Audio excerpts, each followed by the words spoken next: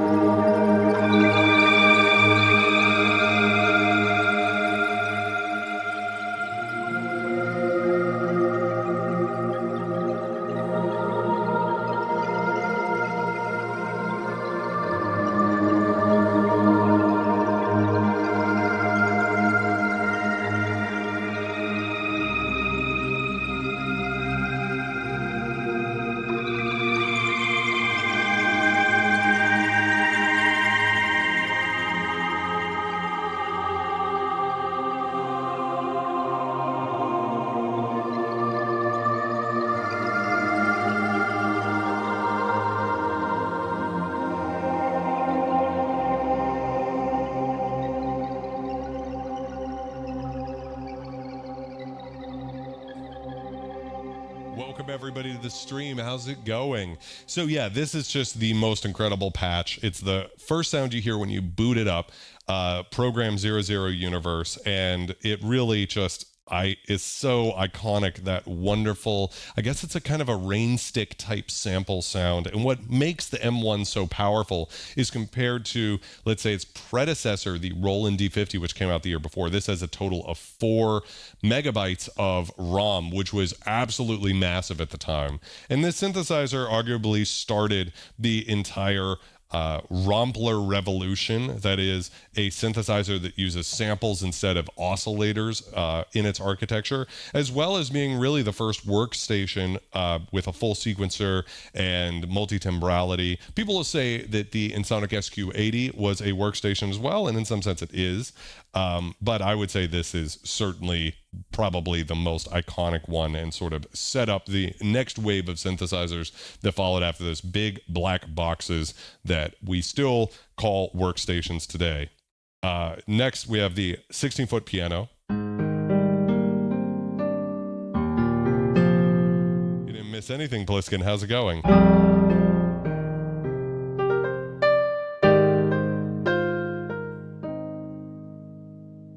How's that piano sound? Brass 1. So what would the late 80s and early 90s be without a really terrible brass sound? Oh, god damn.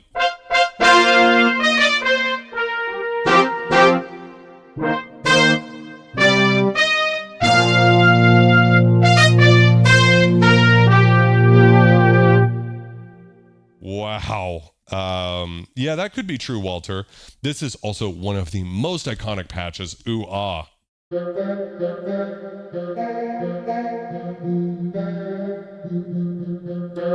So depending on how hard you hit the velocity, you get different sort of velocity switching of the multi.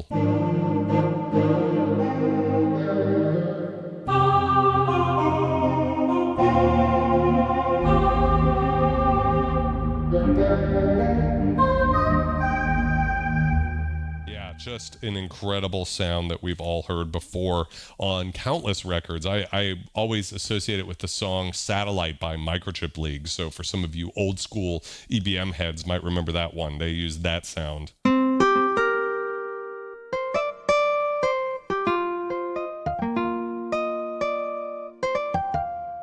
Interesting, isn't it? How they have these little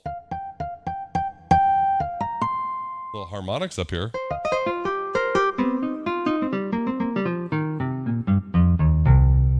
Right, and you have to remember in the 80s, the DX7 had come out and was the first synth to have like realistic sounds, but having actual samples of these instruments.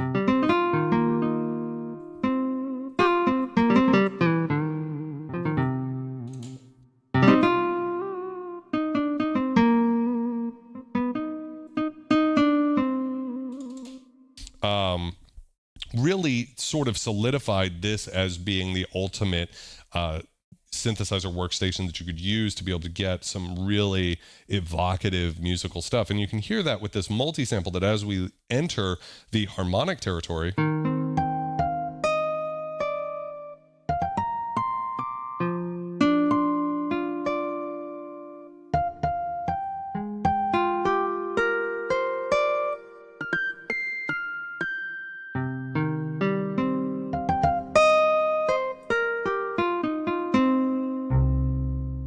so good, isn't it? Yeah. Oh, plenty of terrible 90s hip hop tracks use that brass sound. Bodo Bell, so the sound designers of this synth actually blew over an empty sake bottle and sampled that and used that to create this sound. Oh, it's so good, isn't it?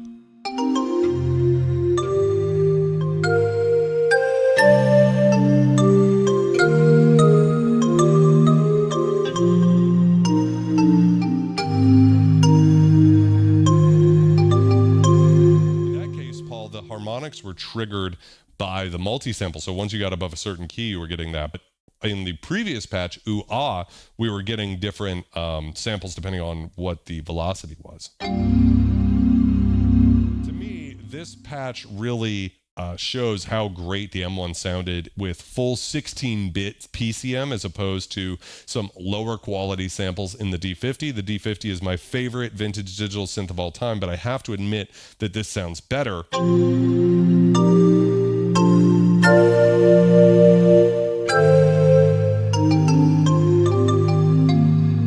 That would be right, MX White. By the way, how's it going? Welcome to the stream.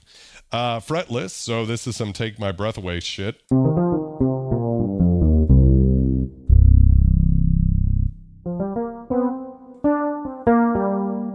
Yeah, I mean, that is what it is. Symphonic, also another iconic patch of this era. You can hear a little bit of flangey chorusiness, and so this synthesizer, like the Roland D-50 before it, sort of is a one-stop shop. You don't need outboard gear anymore to make a synthesizer sound great like you did with the Yamaha DX7.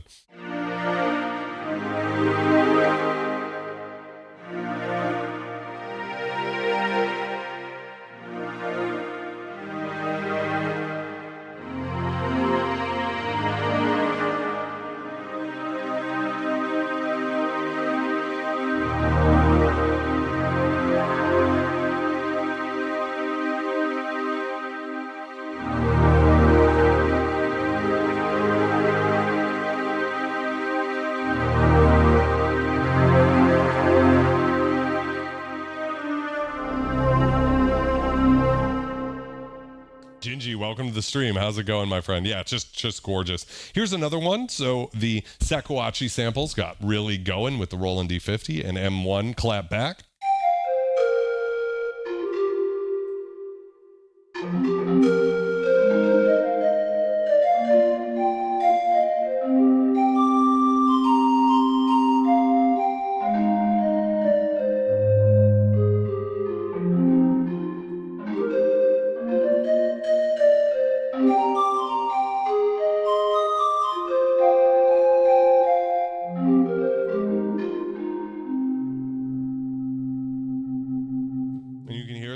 working aftertouch on this model, so you can actually get a little bit of little breathy amplitude modulation there. I don't know if it's increasing the noise. Yeah, it does seem to be adding a little bit more. Maybe it's modulating the digital filter in there. I'm not sure. I don't believe this synthesizer has a fully resonant digital filter. That would come later with some of the later Korg workstations. Got some drum samples. Should really sample these. Wonderful digital reverb in there.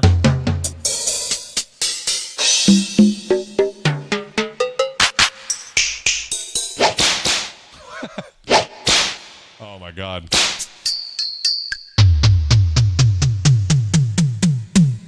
Disco toms for that.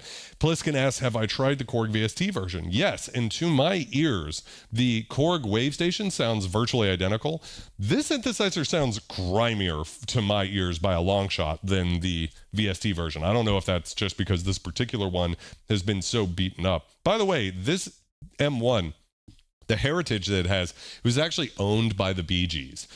So the Bee Gees isn't a band that you would necessarily associate with the M1, but I suppose at the late 80s, early 90s, they were on tour, and I live in Florida, and Florida geographically is the end of a lot of tours. And so when they got to the end of their tour, they were like, when they went to leave, they were like, they just left the keyboards behind, and whoever was running the venue at the time was like, wait a second, like, what, don't you want these? And they were like, no, fuck them, and just like left them. So that's how this keyboard has come to me via my friend Brando. So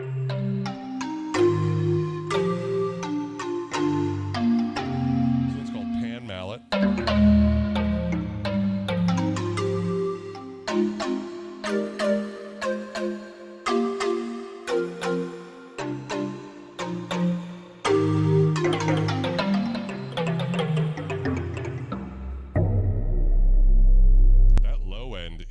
Quite awesome.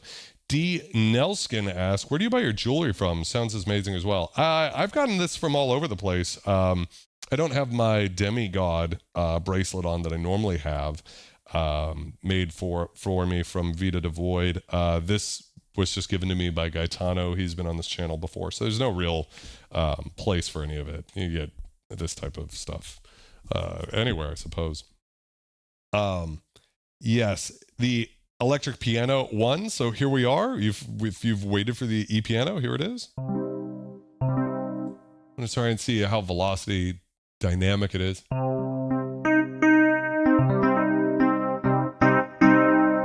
want your opinions, guys, on this e-piano, because a lot of you are more knowledgeable about the 80s e-piano sounds than I am.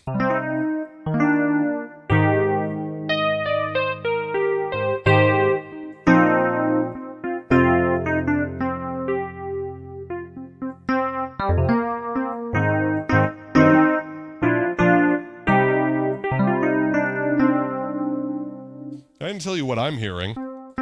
By the way, we have a joystick, but it's not the joystick that we have on the Roland D-50, which would allow us to maybe blend between layers. So for me, what I'm hearing is, I hear a little bit of that tine in there, but I would like a shitload more because I am a tine slut.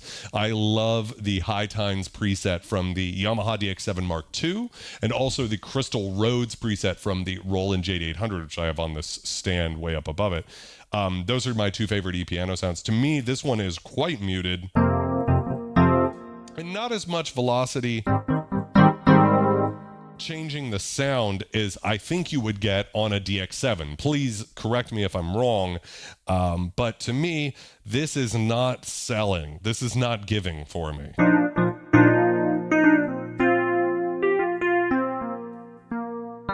Gingy asks, the real question is, how many smokes does it take to fill an M1 Hue memory card with the finest sounds? Well, of course, my friends over at Hypersynth sent me over an H-Card 101, which is still on its way. It's being developed for the Korg M1, as well as the Korg TS8, I believe, the Korg WaveStation, and the Korg A1, I believe. All the versions of the M1 too, the M1R, and all of that.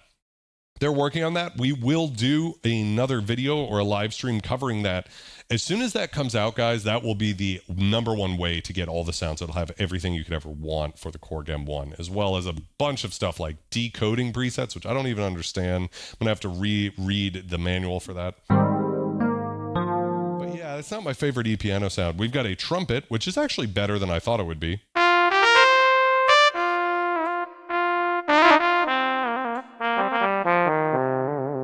I meant to say while we were talking about this joystick, so we've got the Korg joystick. It's not labeled like it is on the DW8000, Poly 61, Poly 800, DS8. They all have like labels on it, but it's the same one. So what it does is we've got vibrato from left to right, right? But we have, generally speaking, we can add an LFO to the VCOs or DCOs, whatever, with fucking digital oscillators. So you can hear the difference there. And then we could also route an LFO to the filter. Which, since I don't think this synth is being used, this synth is really using it. Maybe it's... Oh, it's up there. You can hear it.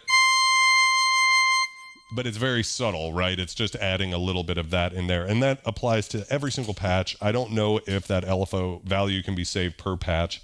Probably. I would imagine it would, but you'll find that behavior again and again and again with Korg synths from about, what would that be, 82 through the 80s and maybe even into the 90s. I'm not sure. Ingolf, welcome. How's it going? This one's called Nimbus. A really cool sort of, what would you call that? Little like strumming mandolin action?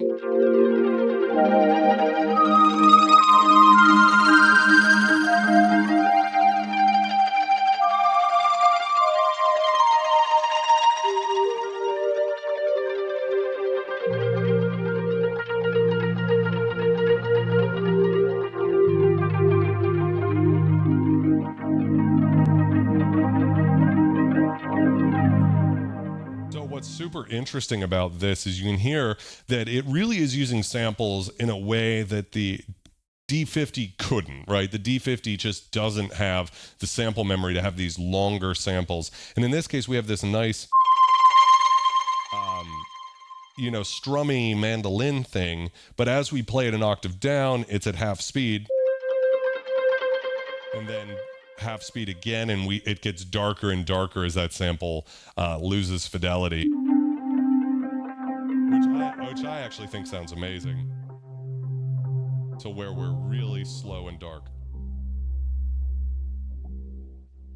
To where it's pretty much unrecognizable down there, but...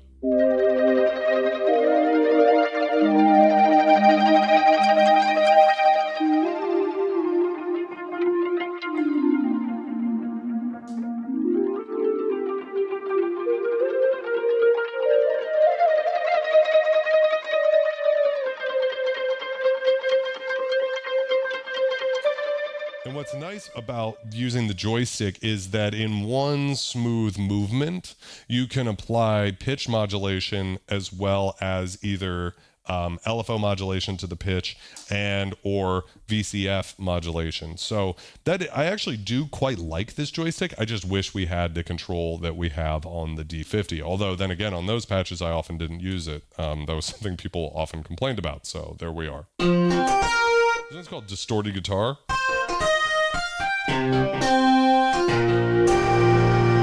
Do we have actual distortion built into this? So again, that would really separate it from something like the D-50, which came out a year earlier.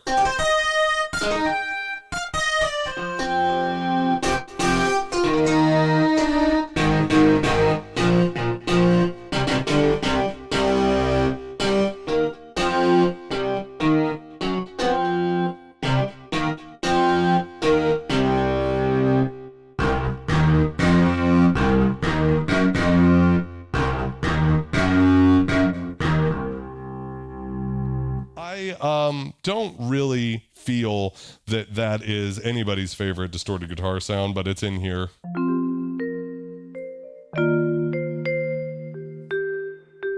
Mike, welcome to the stream. Yeah, a lot of people seem to like the O1FD. I love vibe patches. Yeah, that guitar was pretty bad, wasn't it, Nick? I wouldn't say it was anybody's favorite, right? We got a pick bass, and as Dub Station Zero always says, 80s bass sounds have way too much attack.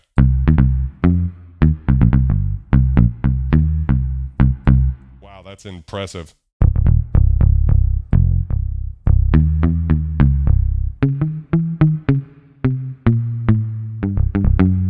Yeah, so that is a thing. We've come to this one. I will play only one riff.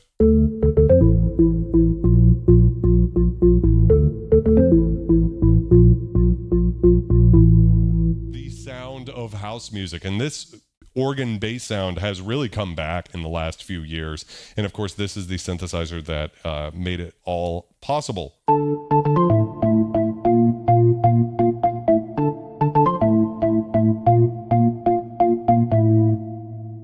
By Robin S. on the song Show Me Love. They use this synthesizer exclusively as far as I'm aware.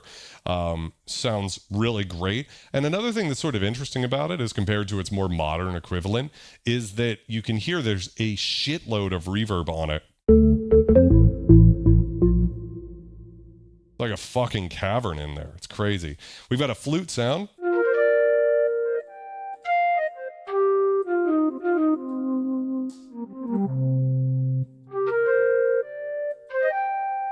It's fine. Pole. Everybody likes pole.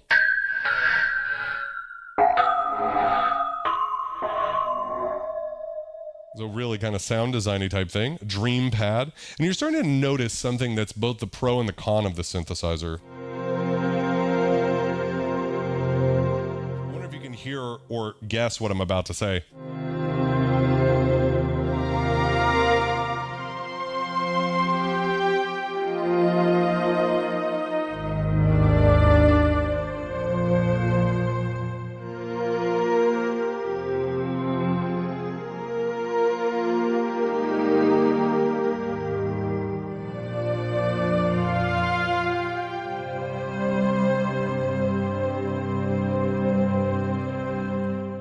Band, welcome to the stream. Yeah, the 01F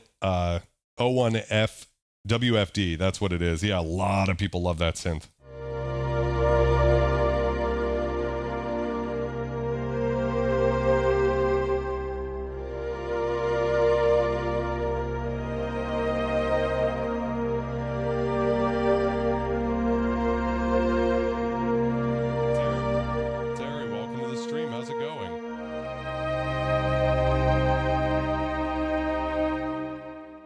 So yeah, the thing about this synth is what it does great. It does phenomenally, but it to me doesn't have the range maybe of the D-50.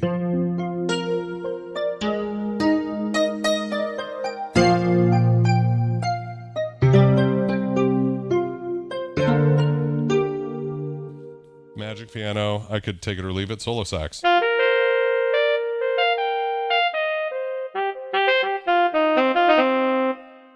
One thing.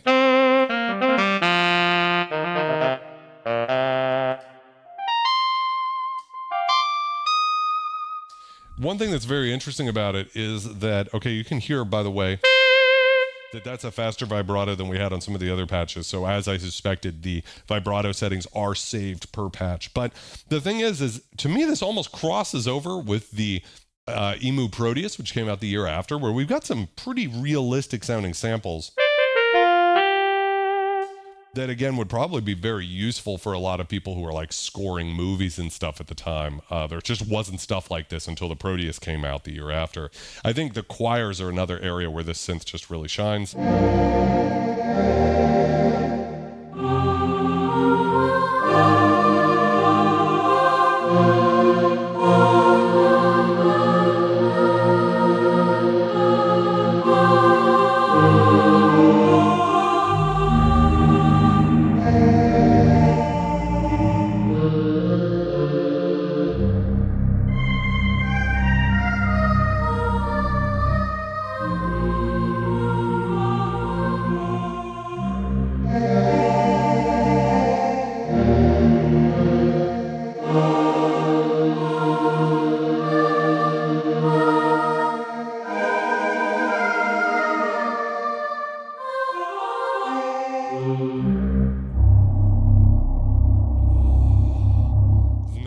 sax, that is for sure.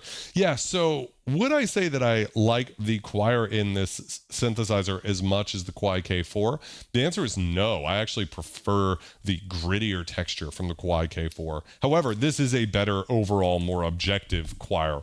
We've got a 12-string patch, and the guitar patch we had earlier was interesting to me because I thought it sounded as good as something like what you'd get in the Yamaha SY99, which wouldn't come out for 3 more years after this.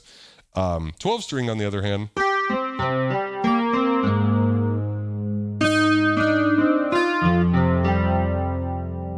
yeah, pretty not incredible.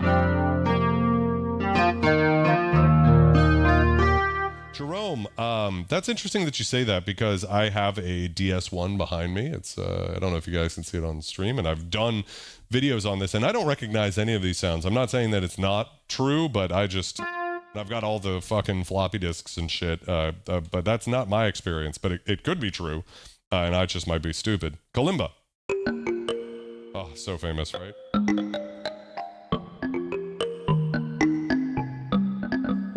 I think this was used by the band Bananarama for their song, what is it, Cruel Summer, or is it another one of their songs? I think it was Cruel Summer was the one where the singers were shooting the music video and they went to a bar for lunch, and the patrons of that bar gave them cocaine for the first time in their lives. And so they're like, when you watch the music video, the first half of the video in the morning, we're all hungover and depressed and sad. And then the last half of the video, we're all like manic. So that's a little factoid about that band. This one's called A Bass. Well, it actually sounds really good.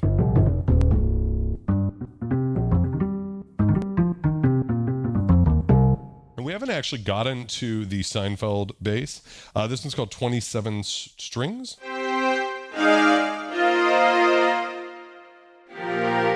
I think the reverb is very good. To my ear, it sounds stronger than the one in the D-50. I love the D-50. Again, it's my favorite, but...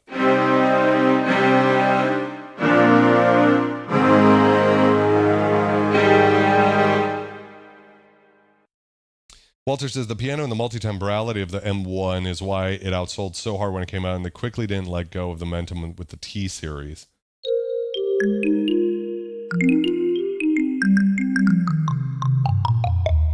What a great sound.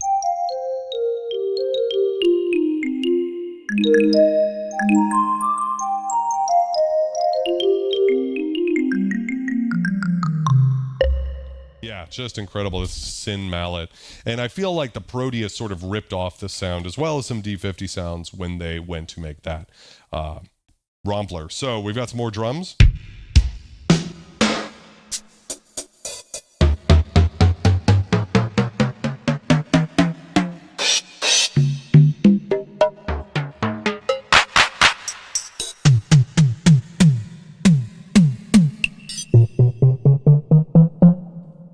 I should definitely sample those. We've got Lore. This is a really cool patch, and again, sort of illustrates those sort of rain sticky, really textured sounds that couldn't even be done on a D-50. Right, so if we just play one note, that's right. We've got a sample that has a bunch of octaves, I think. Maybe some fifths in there. You can usually hear if it's got fifths because when you play this note, you'll get a weird chord.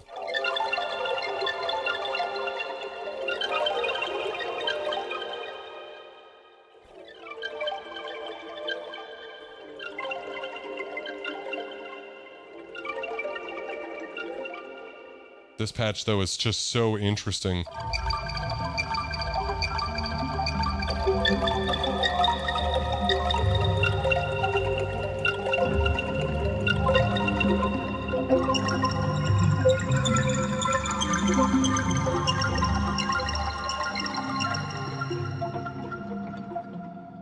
Very fascinating sounds and just unique to the... No one had ever heard a sound like that before coming from one of these synths that I'm aware of. We've got a harpsichord.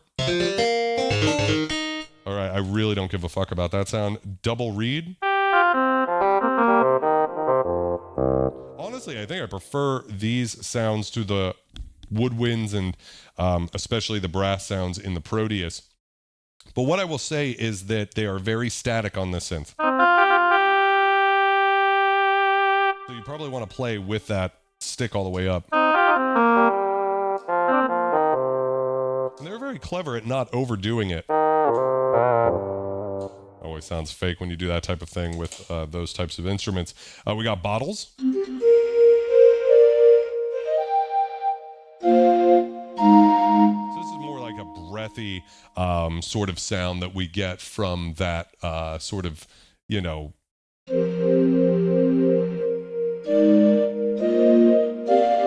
sort of like the bottle blow, but more as like a pad. It's very good. What do you guys think of this synth so far? Oh, good. Kodo. And again, so we get these tremolo patches and they double in speed as we go up the octave. So up here, it's like totally useless, but from here, this little range right here, it's useful. I think anything above here it's just way too fast. So.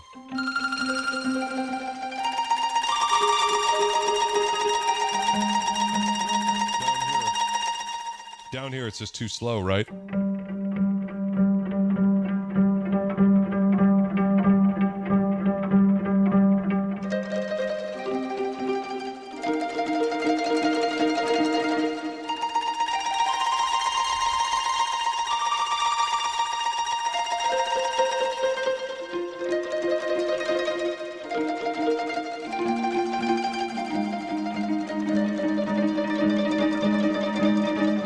Actually, a really cool patch. There's so many great ones in here. We've got bell ring.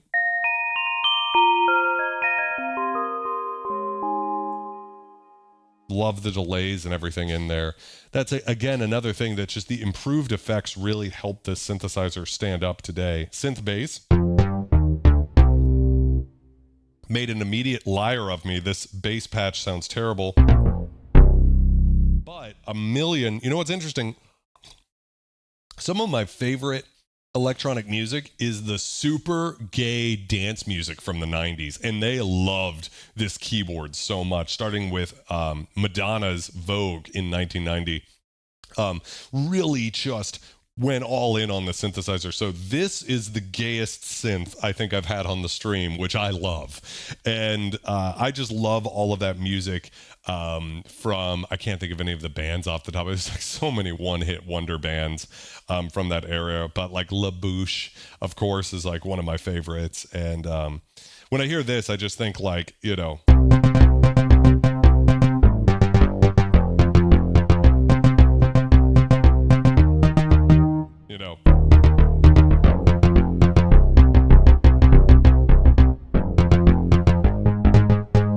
that type of thing. Walter says the DX7 is more gay. Well, there were a lot of ballads on the DX7, so we'll have to put it up there. Timpani and bells. That is what it is. Solo synth.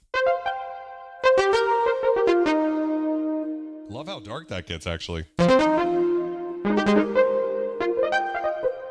You know, usually when I hear solo synth, I'm just imagining like a terrible, you know, digital mess.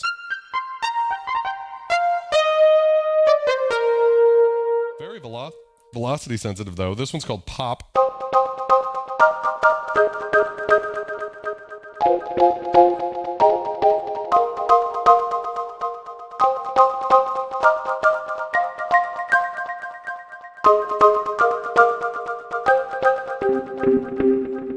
Very cool.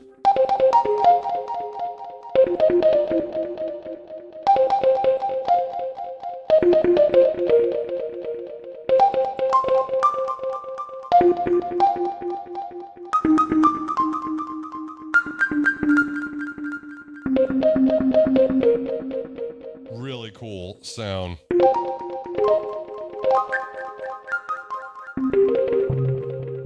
Really great sound. Say DX7 3 times in the mirror and Trendsetter appears to destroy it. This one's called Magician. Whoa.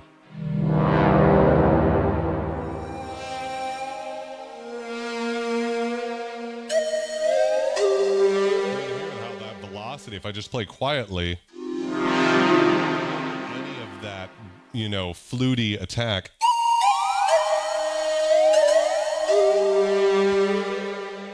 Really cool, kind of Blade Runner-y sort of thing going on.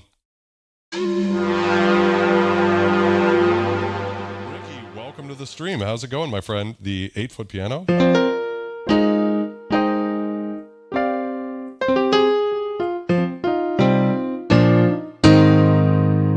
You can see, I mean, there was just no synthesizers that could make us sound that good and that consistently across the keyboard at this time, and sort of started what Trent Reznor called like the "how good's that piano sound" type thing.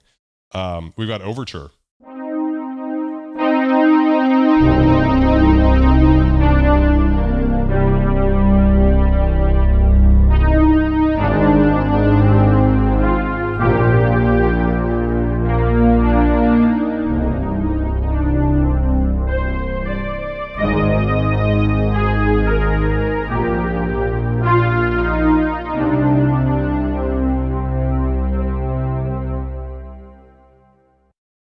Angels. I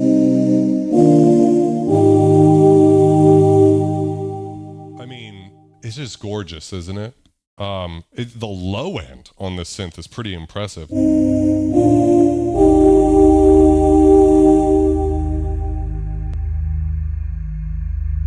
get a little vintage digital whine in there, which I love from the aliasing, but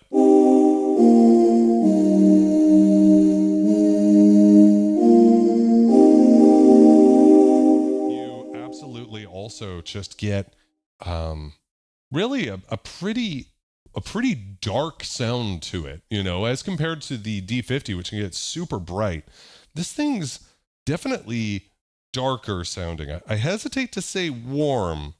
Don't know if warm is the right word. What would you guys describe as the character of this synth? Because to me, warm, I'm not sure if that's it, but something.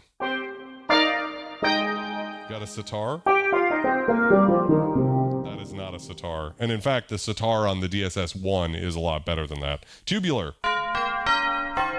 Tubular bell sound. That's not particularly interesting. The slap bass. I've used to, every time I do a video, every once in a while, I'll learn to play the Seinfeld riff again. Sorry, I don't have that one in. Pipe organ.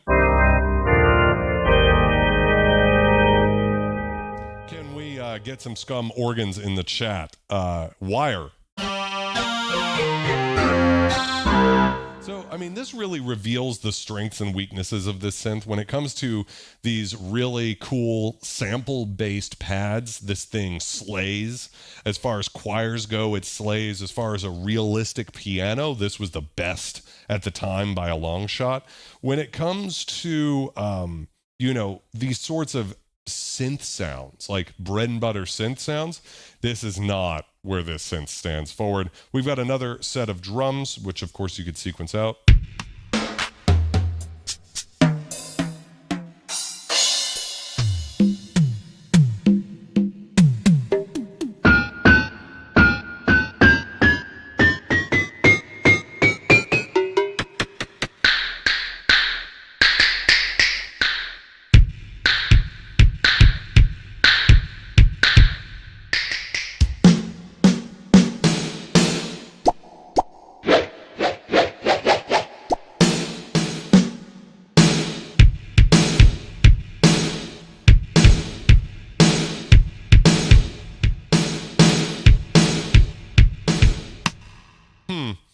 Yeah, bamboo trem. So these tremolo things are awesome.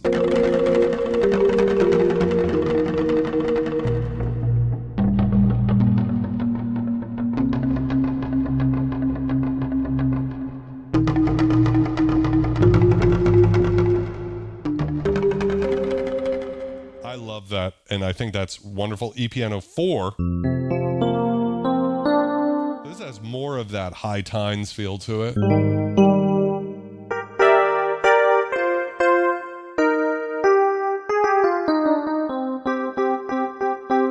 So if we increase the page here, how do we, is there a way to like go in here and kind of fuck around with oscillator balance? Not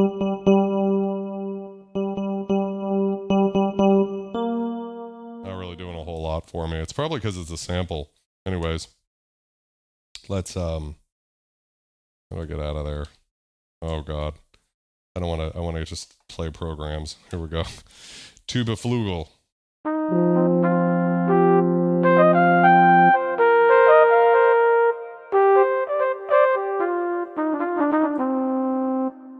It's okay. Voice wave. Makers of the wave station better not disappoint.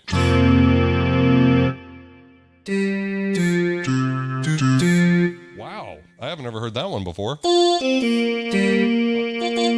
Up here it's like whatever. It's kind of, it's cool. It's like really going to rip through a mix. But down here, it really has that, sort of like a sampled, like a resampled additive synthesis thing guitar too. Yeah, so again, you can hear high E, that's your highest note.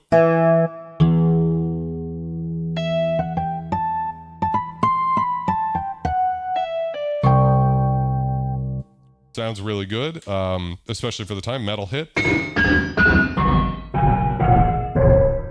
Cool industrial stuff. Synth bass too.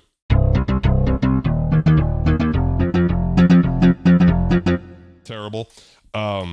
String rise.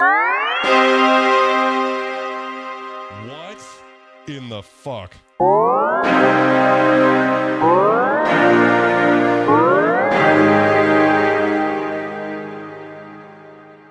Also terrible. Terrible, terrible, terrible. Pan wave.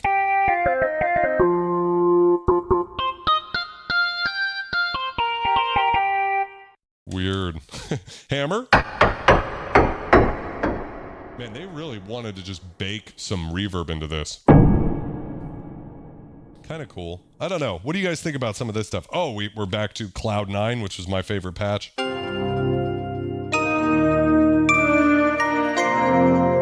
mean, just how great is that? I guess it's kind of like Fantasia, right?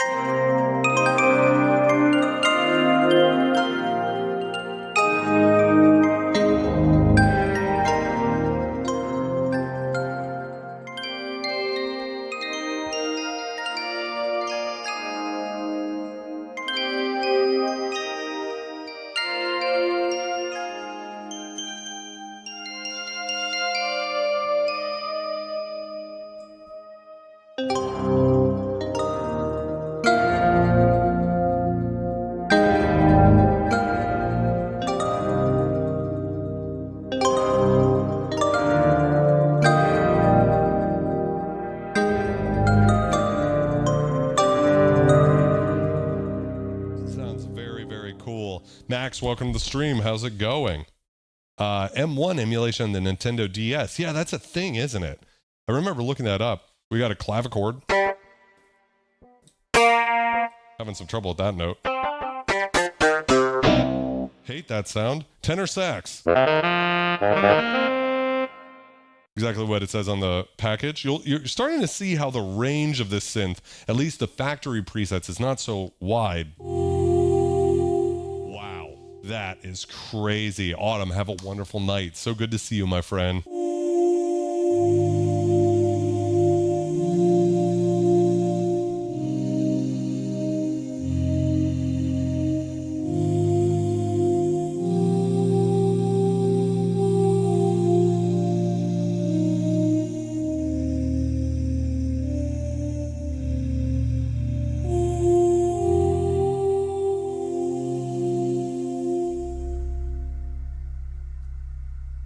I agree, Dubstation.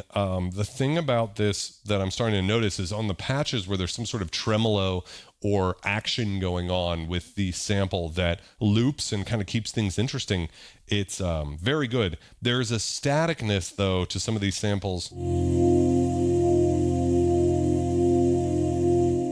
that I think even the Kwai K4 doesn't have the same problem where the samples get a little bit more life in them. Now, having said that, as far as it goes, like the EQ setting for that choir is just incredible, like spine-tingling brightness.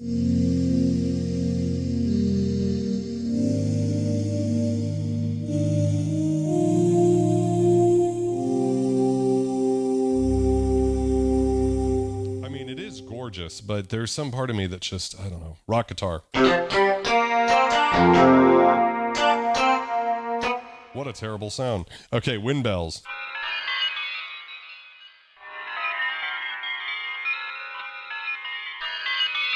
Aquatic Borealis, welcome. How's it going, my friend?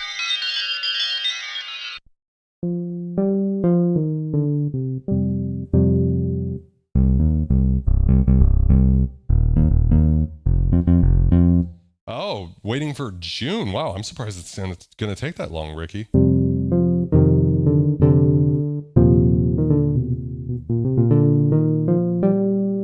Yes, I was talking about that earlier, Suri, that I have a CZ1 just sitting over there, but it is damaged beyond repair, and I will have to find a new one that I will have to sacrifice because that one's in great shape aside from the fact that of its 3 CPUs, something's not working in there. So I'm going to have to find another one, which is a bummer. God, I hate that. All right, so can I get some scum organs in the chat?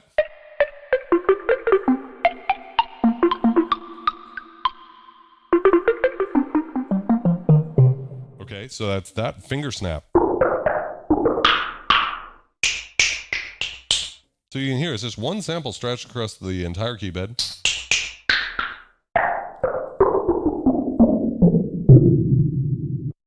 Magic organ.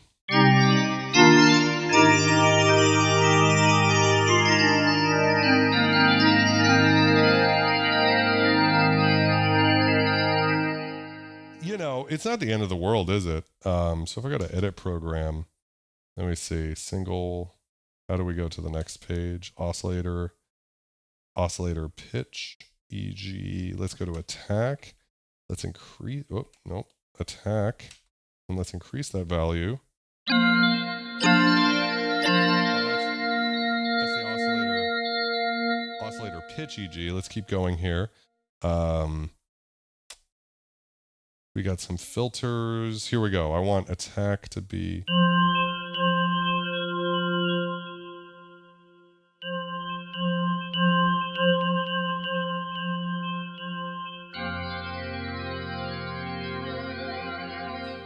I don't know. I was just trying to see if I could come up with some way to turn that into more of a pad quickly, but that was not happening. Another E-piano that sounds about the same as the other one. Snapshot, welcome to the stream. How's it going? It's better.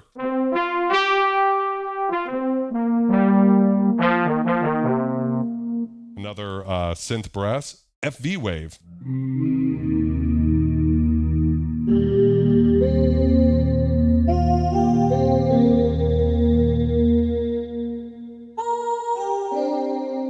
What is it?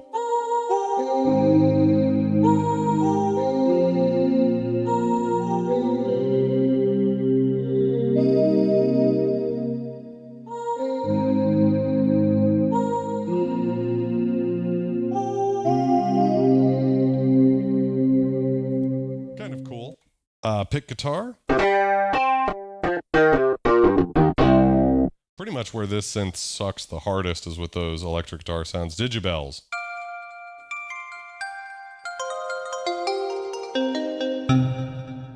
It's fine. Analog bass is going to be terrible again. Actually, my favorite so far.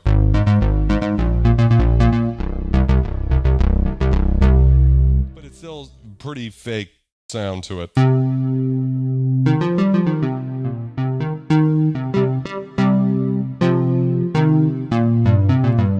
Widow, welcome to the stream. How's it going? Torben, welcome to the stream. How's it going, my friends? Ping Wave.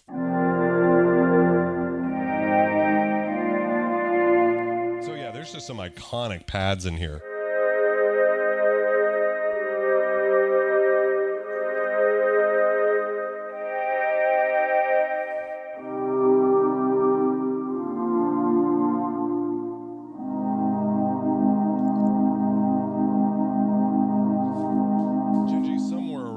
Korg was Yamaha had a controlling stake in Korg, but then they lost it again. It's called Vibe Hit. I don't fucking know, man. Pluck. I don't know why you would waste an entire patch. Like, you've only got 100, right? Wouldn't you want to make everyone count? Some of these patches are incredible, right? And then you get this one. What are we trying to do here?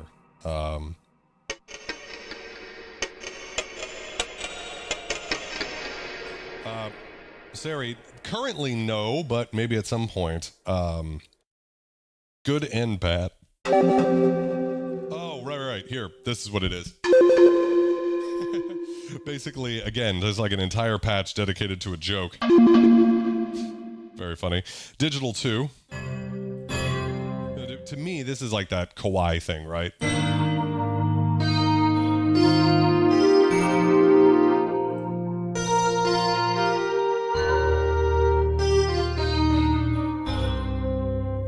It's fine. Mute.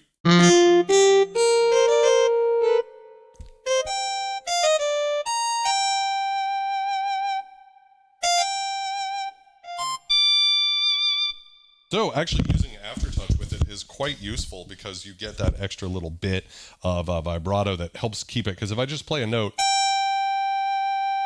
that is so boring sounding. But if you add that vibrato in, you know, and get, kind of helps make it, you know, something interesting. Stratocaster.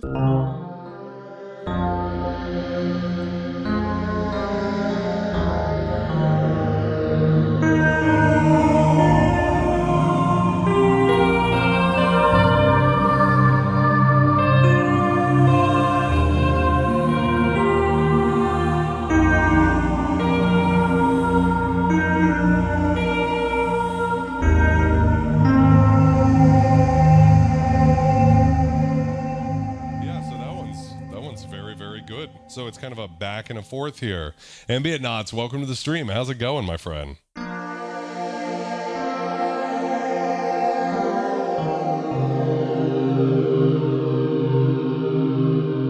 little flangery thing going on in there too. So very interesting. Sitar 2. Terrible. Flexitone.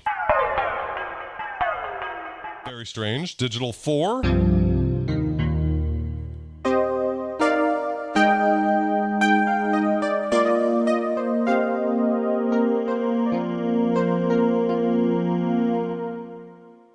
I like it. Again, kind of in that, you know, Kawaii K5 territory. Yeah, you know.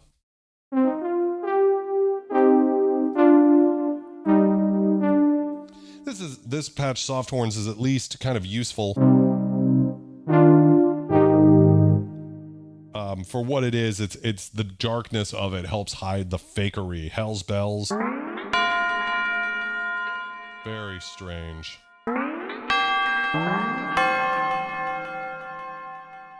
Very hard for me, again, to understand like what they were going for with some of this. Very interesting. Drop. Oh, it's a water drop. Waste of a patch. Zephyr.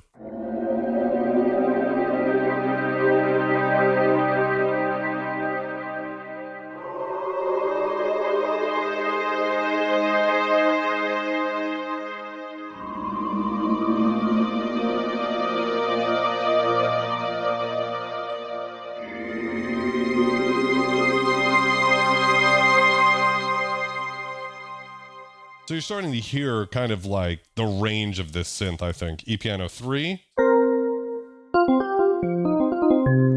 I'm not really hearing a big difference between any of those. Synth Brass. I mean, that is what that is. Digital 5. I like a good PPG additive thing. But you know, there's like 4 E-Piano patches that all sound the same. The digital patches sound pretty freaking similar. Electric guitar rhythm. This one's cool because, again, it's that PCM sample stretched across the keyboard, so you kind of get weird variations. You know, you could get some kind of dark.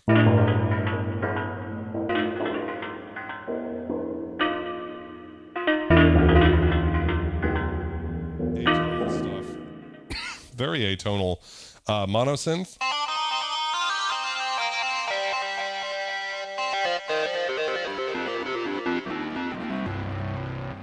At first I didn't like it, but I actually kind of, I don't know.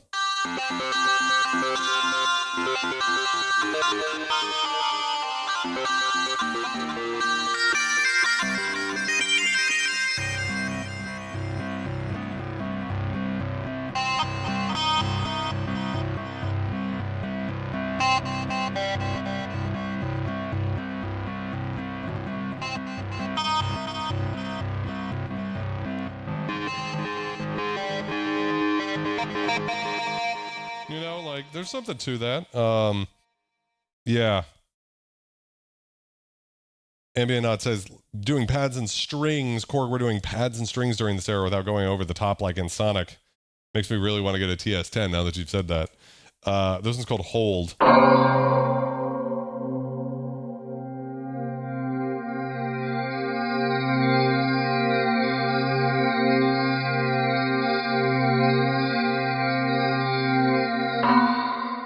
Kind of a fun one. This one's called Wait.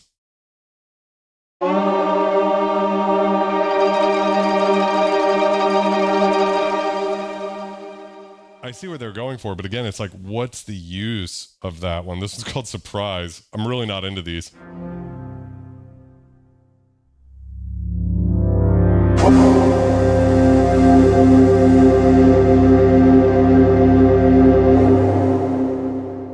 All right, Korg, you got me. You know, like, what the fuck were they thinking? And that's it. So those are the 100 patches. Now we've got 100 combinations, which are, you know, essentially like layered patches and stuff. So this one's called Film Score. Very cool. And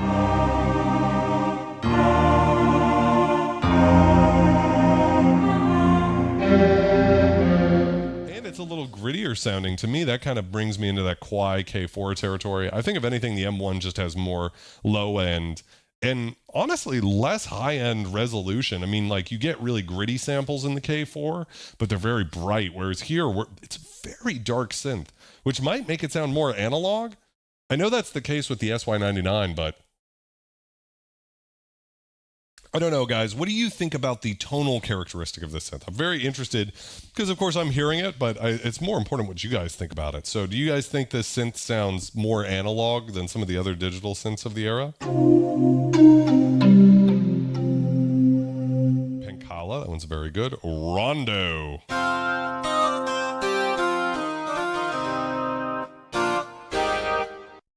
Brass 1 and 2.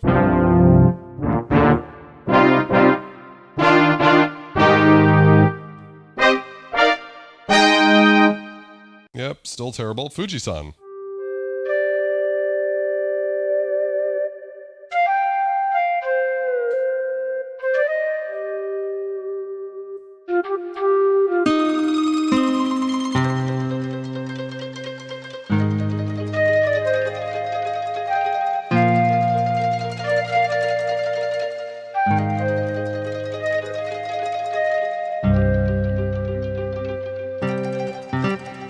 Fun little thing, one-man band.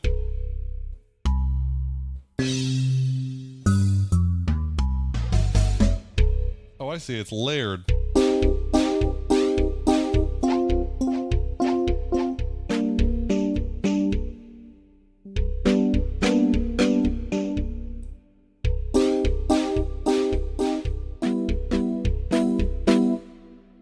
What a horrible thing. Orchestral.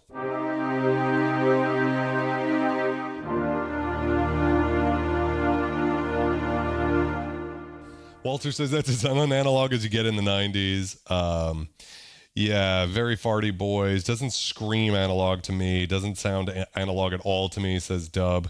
What do you guys think this thing stands best? I mean, obviously with the pads, but the thing that kind of is interesting about this, so I found one of these on Reverb today for about $650, which is good for any synthesizer that's this old.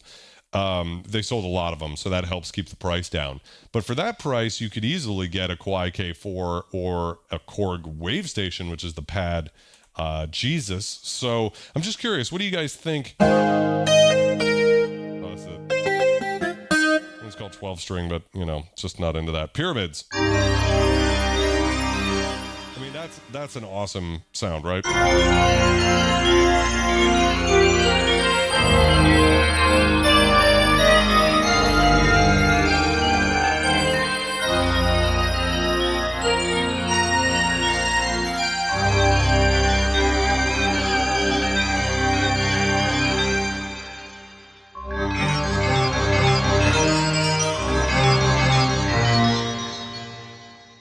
Better than a K4 for sure. Interesting.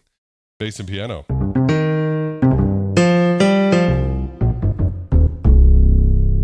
Definitely a lot of low end for sure. MIDI stack.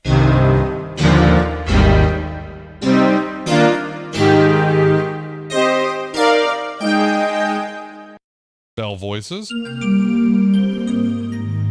Oh, so this is like Fantasia.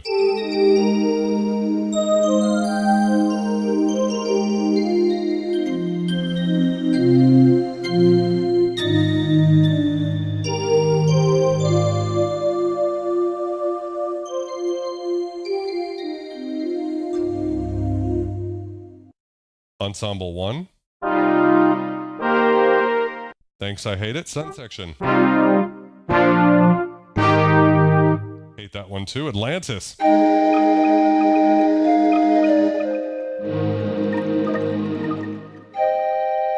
got like a little flute up here with no sample. And then here, we got the choir with some sort of interesting little, like the lore patch or something in there.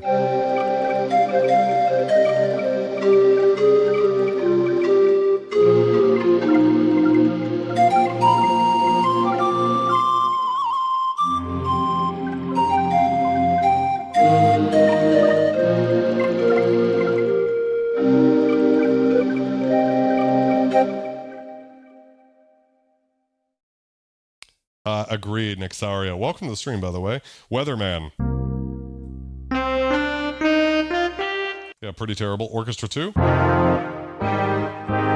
of the things I've noticed about these patches are, man, do they have a lot of attack? You know, they don't take long to show up, which is interesting because I'm used to more slow evolving patches and pads. Comes right in. Perk organ. So this is how you could this patch is awesome because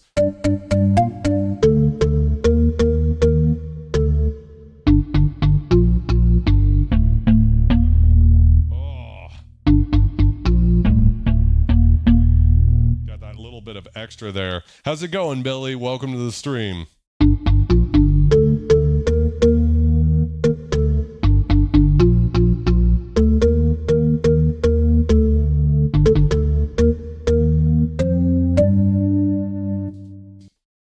Rhythm lore. It's obviously the rhythm and lore patch together.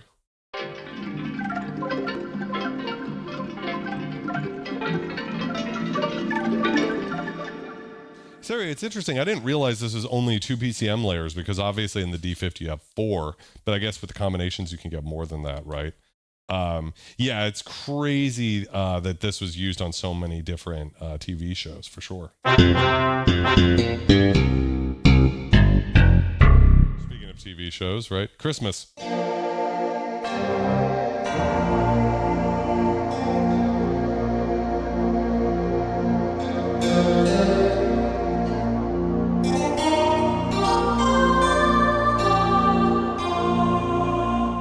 Since May, welcome to the stream. Yes, I've actually done a stream looking at the Legacy collection. It's really great value for the money, especially if you can get it on their half-off sale. And yeah, their recreations of their digital synths are really good. And actually, their MS-20 recreation was very, very good. Not so much with the Poly 6. Air Mallet.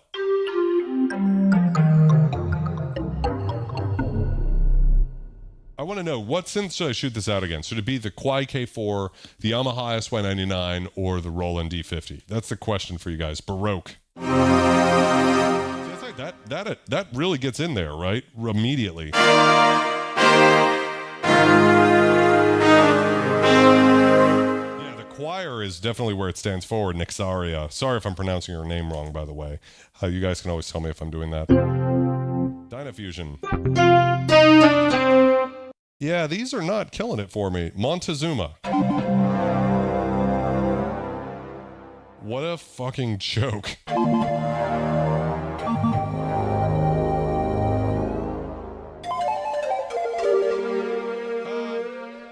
Mind Idiot, that's a good question. I don't know if there's really a thing. You know, I wouldn't say. In some sense, Gingy actually are right. Maybe I should compare it against the Wave Station, but to me that seems unfair because they're so different. And nothing's going to beat the Wave Station at what it does, except for maybe like Hyperwave Synth from Ensoniq.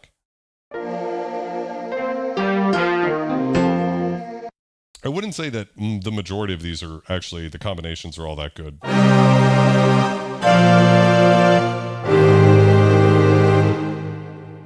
They just are what they are.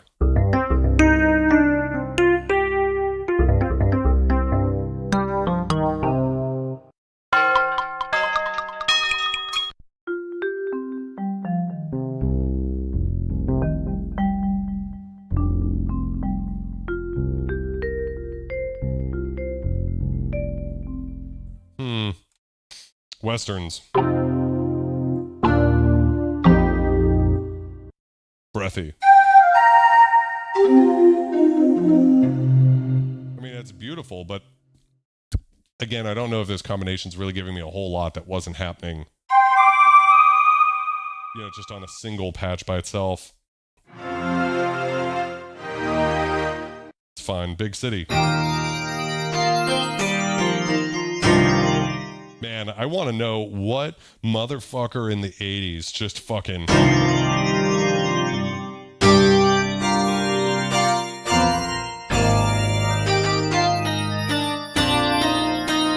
just fucking rock that out, you know?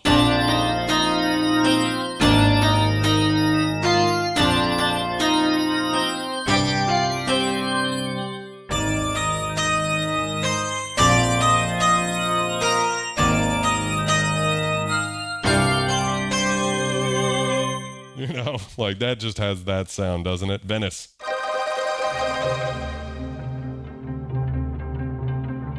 Yeah.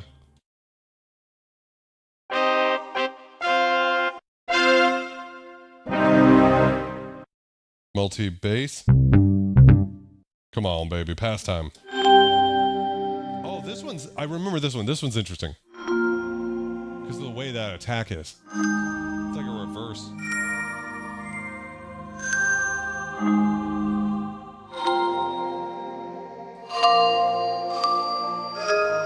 So, like, this is an interesting one. Although I'm still not sure that it needed that extra. It really needs that in there.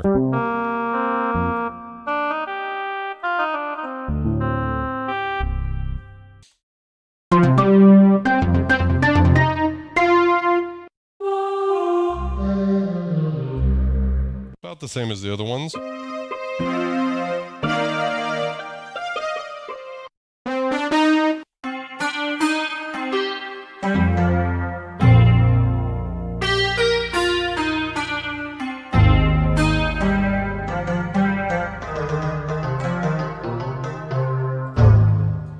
Says the SY is far more complex than in theory. The advanced wave modulation 2 section is better, but the samples are worse.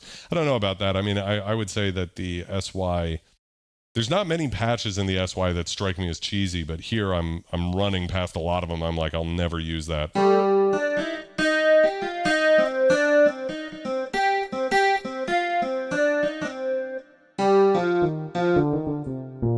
Nothing is more 80s than the early 90s. Hell yeah, Paul. So this is called Win Fifth, and I actually quite like.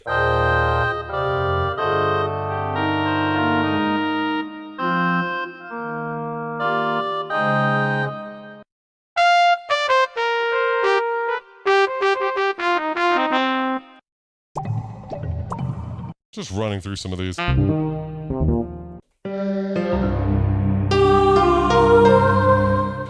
and choir, that makes sense. Oh, Oh, this one's kind of a nice, this is like the DX7 patch I missed. Yeah,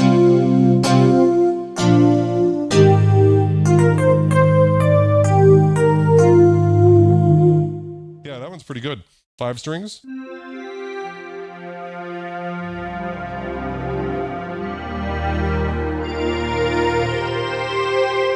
think this is layering one of the digital patches with the strings, and it sounds awesome.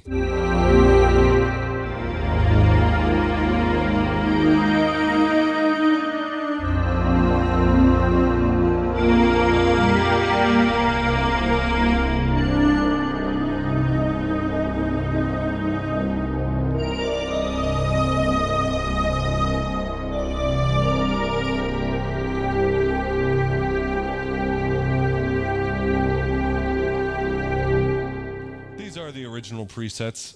Made sure to check that beforehand. I believe so anyways. Techno funk. These are combinations though, by the way, so. I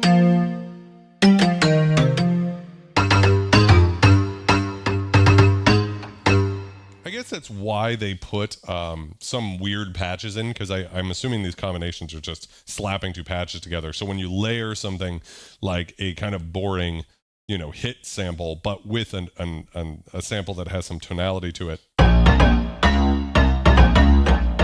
get a pretty awesome industrial.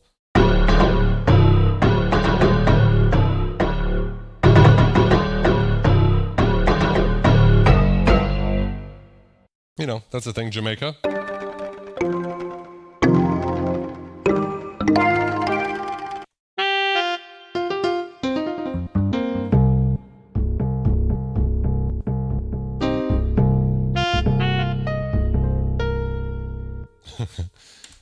Brass orchestra, electric guitar, terrible, Gothica.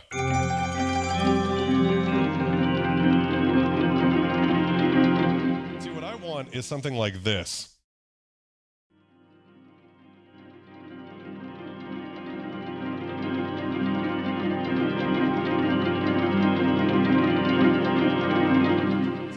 That much attack on it, right? Something that's really big and ambient, where versus just it's all there as soon as you are there.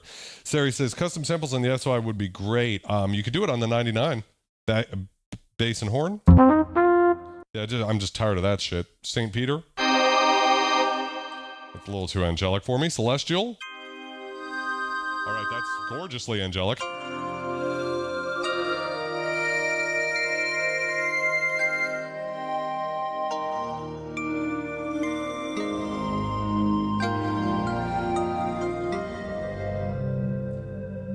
Just really nice sounding. String bell, instant karma. The hell's wrong with you, madness?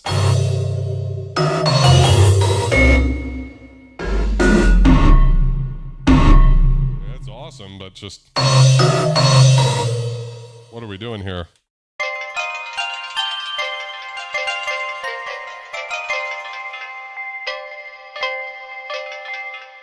Jupiter 80, that's an interesting one. Layer pad. It's called a Hunter. And again, in 88, that was a pretty damn good. You probably like hide that in a soundtrack you were doing for a, you know, police procedural. Some of these just stick out in a not wonderful way.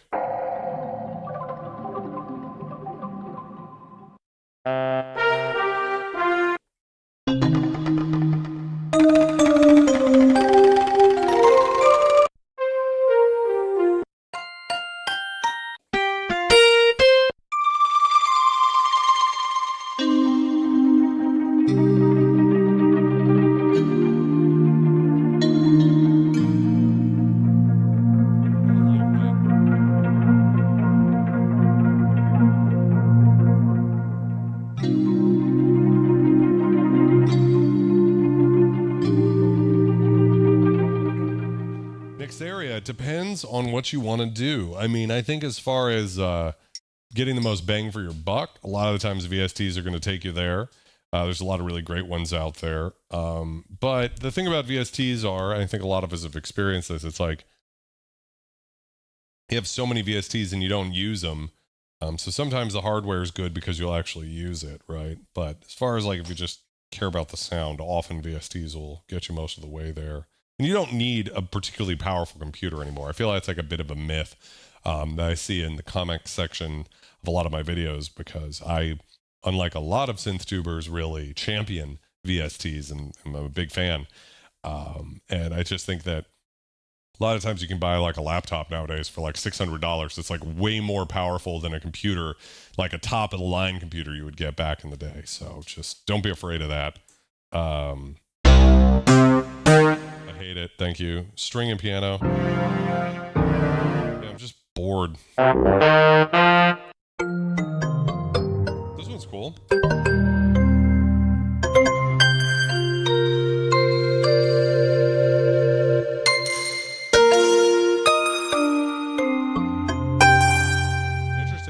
Sometimes get that really bright sample if you hit the keys hard enough and get that little, like if I play it quietly, you get the way the reverb reacts, very muted reverb, whereas if I strike it hard, get that very different sound. I like that one a lot. Piano and E-piano, don't care. Planets, forward already. Barbarians, atmosphere.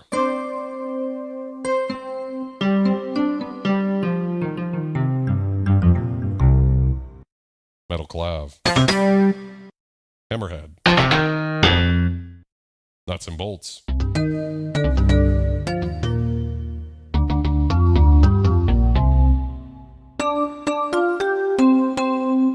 That's okay. Organ choir. That's it. I'm shutting the fucking synth off. Piano.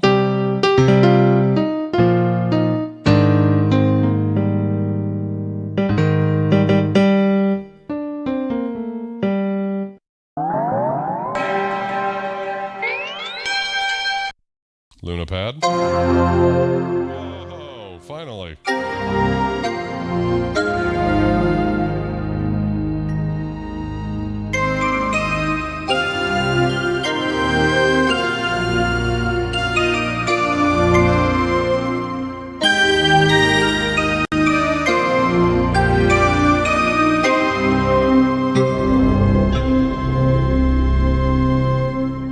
Pretty cool.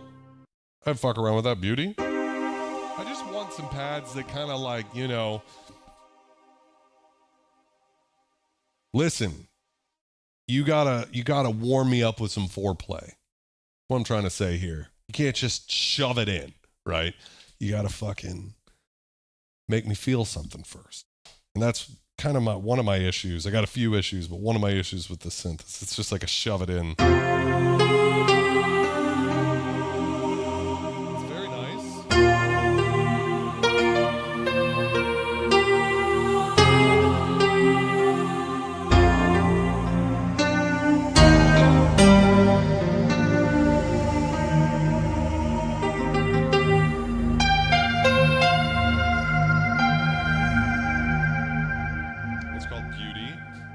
It is what it is. Wave mallet. Hate it. Mallets.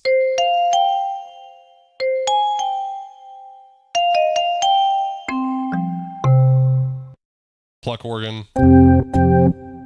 Oh. I actually don't hate that one. Piano mix. There's a bunch of E-piano. Super synth.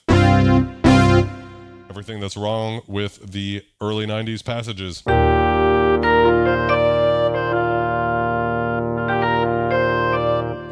Paul, I was trying to figure it out earlier and I just couldn't fucking get there. So, you know, we'll try again in a bit. Subspace.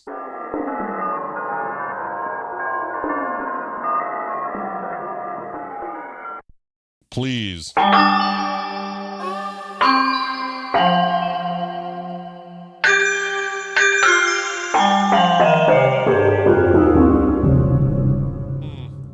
So that's all of them. Going back to program, why don't we go back a few. We'll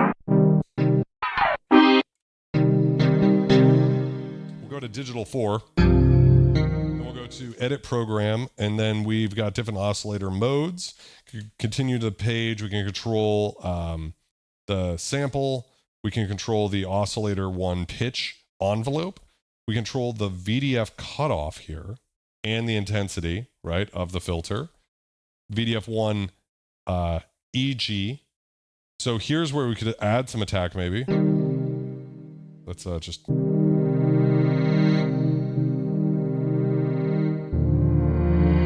That's to the filter though, of course, right? And let's add some of that in. This also looks like it uses attack, decay time, breakpoint, I'm assuming, sustain time, sustain. So it's slope time, sustain, release time, release.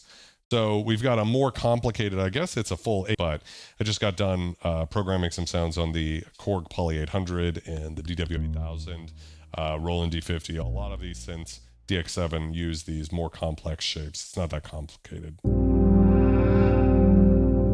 Right, so we can increase this decay time a bit.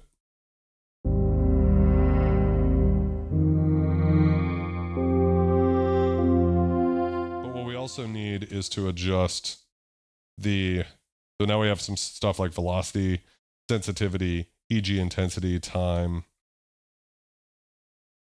Let's see here, keyboard tracking. We've got VDA, EG, so this is where we could add some to the amplifier. Yeah, it's already better, I agree.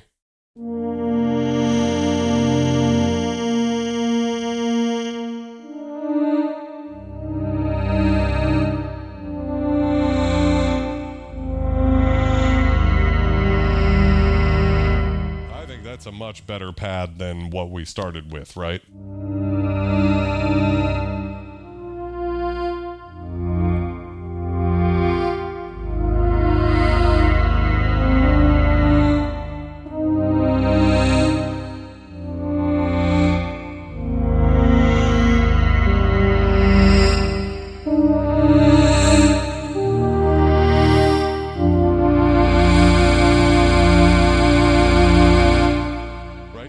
So that wasn't that bad to edit, to be honest with you. Now, if I keep going here, we can control velocity, sensitivity, keyboard tracking, keyboard center.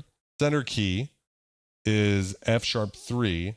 So I think that's how I imagine you can handle some of the stuff that's like bias on the D50. I don't know. We've got a pitch modulation generator. So that's interesting that Korg still has not begun to use the word LFO. So everybody else is using the phrase LFO. On a Korg synthesizer, it'll say modulation generator. So on here it says pitch MG, so that could throw somebody off. You control the waveform though. Then you have a modulation generator for the filter. So it's nice that you have individual LFOs and that they're kind of pre-routed, which is different, I think, than on the D50, where you've got something like 6 LFOs per voice, but they're like common to the tone. But two partials share a tone. So yeah, it's like super weird. We control aftertouch to PM or FM. Interesting. What the joystick's doing. Effect 1 is the chorus. We can turn that on and off. It's got some settings. Effect 2 is the hall reverb. And we have some more settings. Effect placement is serial, so I guess you could change that to parallel if you wanted. We could copy some settings and write some settings. So it's actually not that bad. It's not good, but it's not bad, right? And it seems like I'm only using one oscillator here, unless I'm missing something. I don't know if I have to, where that's set up. Maybe it's on the first page there. Oscillator. Single, or we could go double or drums. That's how that works. Interesting. So we went to double. We get oscillator 2. It says piano now, but we could change that, of course.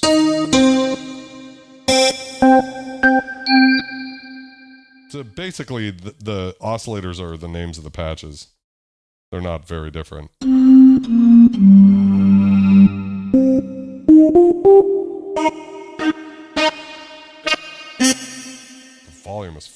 crazy. I'll have to figure out how to turn that down.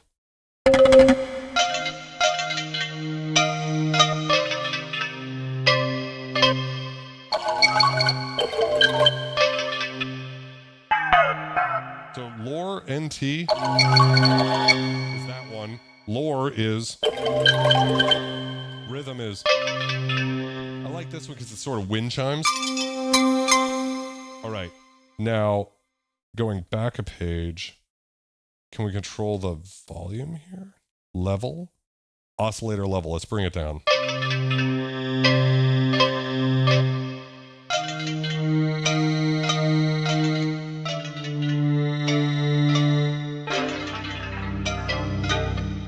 Bring it even quieter, right?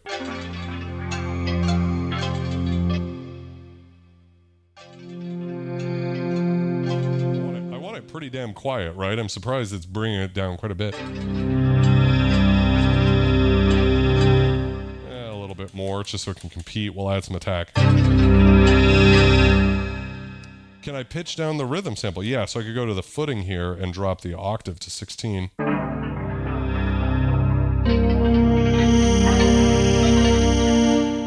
I actually probably would prefer it even up an octave because it's more useful to me as it's higher up. But if you want me to do it down, I will, Dub. Yeah, see, I think it sounds better higher up there. Now, it sounds awkward, though, because we need to go to page. We're going to. Now, do I have multiple filters? Yeah, I got different filters, so now we can add some attack to both of these. So now that we're using two oscillators, we have two separate filters.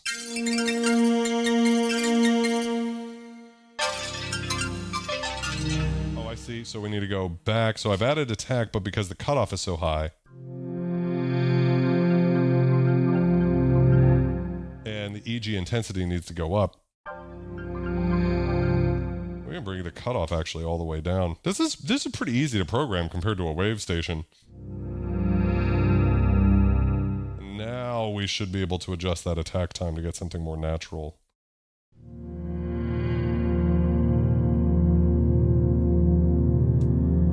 Not hearing it at all, so have I just... Where did I go wrong? The cutoff is too low, maybe?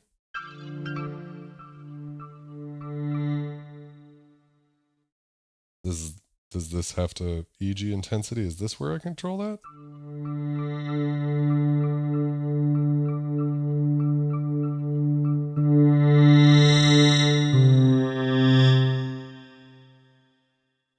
We're figuring this out together, guys. Oh, I know why, because the attack level is not all the way up. So you can do like positive and negative stuff here with this synth. So your attack could actually be negative 99, which is a choice. So let's bring the cutoff all the way back down and try again. Yeah, that did it. We just have a terrible shape now. So decay time needs to be long too.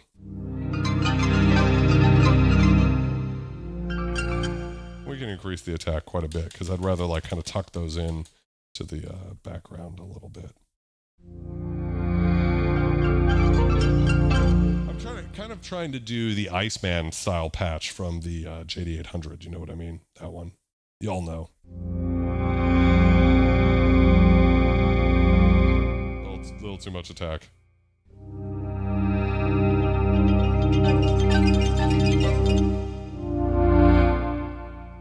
Let's add some release time.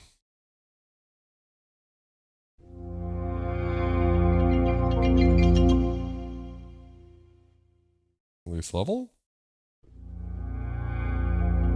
I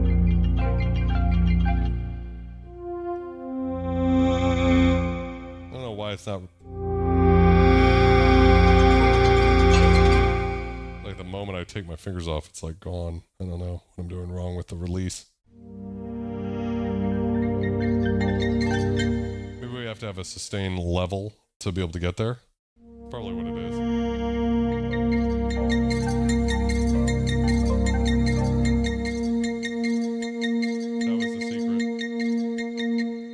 That was the secret.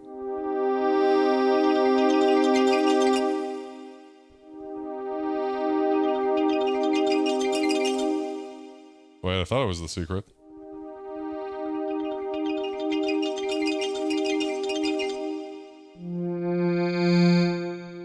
Come on now.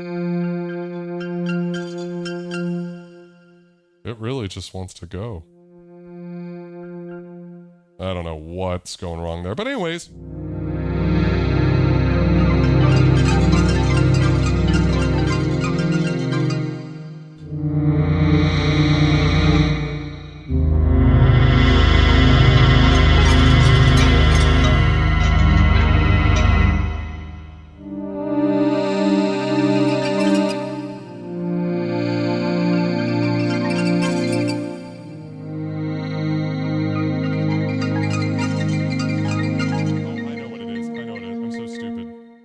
So stupid all the time. I'm stupid. We need to add some release to the sound to oh wait, VDA to release, add no release on it.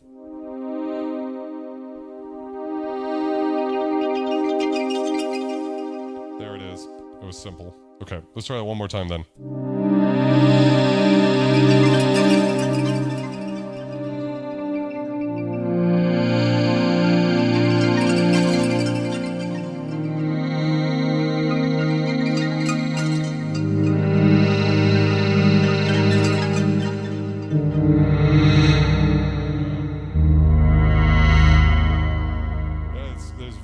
Sounding, isn't it? Bring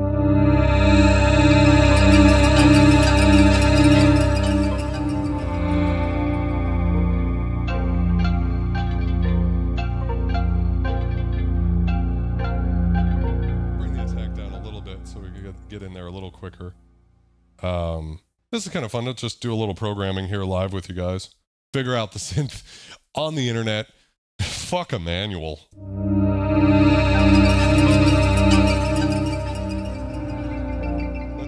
Adjust the effect intensity and bring that down because it's getting very bright. So maybe not all the way. That'll help blend it in a little bit. I'm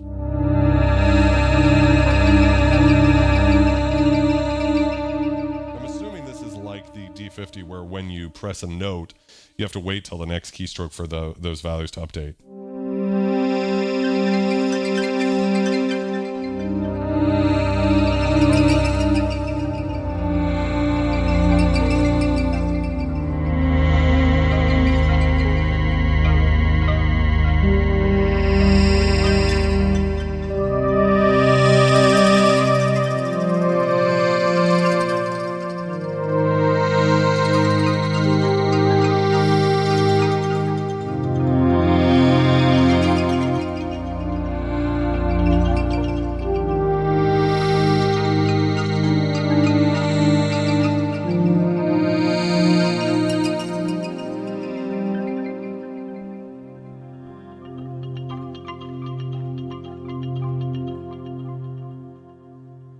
Very incredible how big the sound can get. So I think that's a good place to call it for tonight. Just checking out some of the basic patches and combinations in the synthesizer, as well as just giving you guys an overview of a quick little example of what could be done pretty quickly. I actually found it easy to program. I hadn't tried before tonight and picked it up pretty quickly.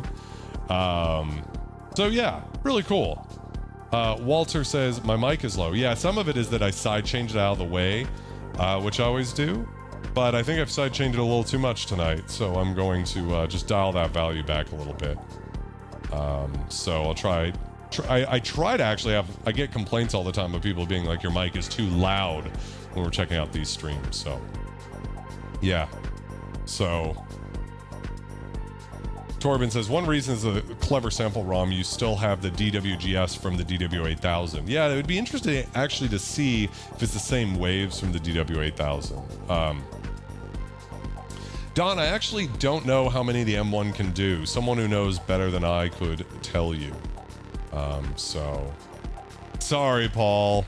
Love the loud voice. I appreciate that, Torben. Yeah, I try not to, you know, I want people to hear the synths first and foremost, and it's a delicate balance. Plus, also a big part of it is actually just I should really set up a separate cue where I'm hearing myself, because I'll hurt my voice by the end of one of these streams if I don't hear myself loud enough. I know it sounds crazy, but it's like I'll sort of unconsciously be like trying to project my voice more, which doesn't make any sense because it's a microphone. You just turn up the volume. But yeah. So 100% Widow. The M1 was like a game changer, which is why it sold so many at the time. I come at it from the perspective of a musician in 2024. You know, does this thing scratch some sort of itch that I felt like I was missing? It's certainly got vibe. It's got vibe. Like, it doesn't sound like any other synthesizer I've ever heard, but I don't know that I really gel with it 100%. There's just other synths that I gel with more, I suppose. It's sort of in that same area. Love some drinking, Torben. Love a good drinking. So anyways, guys, I hope you have a marvelous week. Can't wait to see you next week, Wednesday at 9 p.m. Eastern. I hope you guys take care. Continue to be excellent, and I'll see you in the next video.